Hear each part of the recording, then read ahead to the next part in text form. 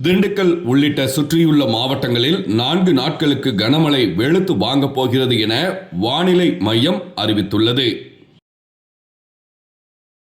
தமிழகத்தில் கோடை வெயில் நாளுக்கு நாள் அதிகரித்து வரும் நிலையில் 4 நாட்களுக்கு கனமழை வெளுத்து வாங்கப் போகிறது என வானிலை மையம் தெரிவித்துள்ளது. அதாவது குமரிக்கடல் மற்றும் அதனை ஒட்டிய பகுதிகளின் மேல் ஒரு வளிமண்டல கீழடுக்கு சுழற்சி நிலவுகிறது. அதேபோல் லட்சத்தீவு மற்றும் அதனை ஒட்டிய பகுதிகளின் மேல் ஒரு வளிமண்டல கீழடுக்கு சுழற்சி நிலவுகிறது. இதன் காரணமாக இன்று தமிழகத்தில் ஒரு சில இடங்களிலும் புதுவை மற்றும் காரைக்கால் பகுதிகளில் இடி மின்னல் மற்றும் பலத்த காற்றுடன் கூடிய மணிக்கு 30 முதல் 40 கிலோமீட்டர் வேகத்தில் லேசானது முதல் மிதமான மழை பெய்யக்கூடும். நீலகிரி, கோயம்புத்தூர், திருப்பூர், ஈரோடு, தேனி, திண்டுக்கல், மதுரை, விருதுநகர், சிவகங்கை மற்றும் தென்காசி மாவட்டங்களில் ஓரிரு இடங்களில் கனமழை பெய்ய வாய்ப்புள்ளது.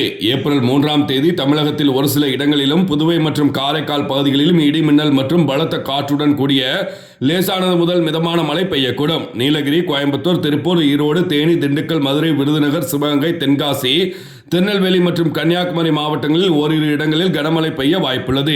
ஏப்ரல் 4ஆம் தேதி தமிழகத்தில் ஒரு சில இடங்களிலும் புதுவை மற்றும் காரைக்கால் பகுதிகளிலும் இடி மின்னல் மற்றும் பலத்த காற்றுடன் கூடிய லேசானது முதல் மிதமான மழை பெய்யக்கூடும். ஏப்ரல் 5ஆம் தேதி தமிழகத்தில் ஒரு சில இடங்களிலும் புதுவை மற்றும் காரைக்கால் பகுதிகளில் இடி மின்னல் மற்றும் பலத்த காற்றுடன் லேசான முதல் மிதமான மழை பெய்யக்கூடும் என வானிலை மையம் தெரிவித்துள்ளது. வியாழக்கிழமை காலை 9 மணி அளவில் கிடைக்கப்பெற்ற தகவல்.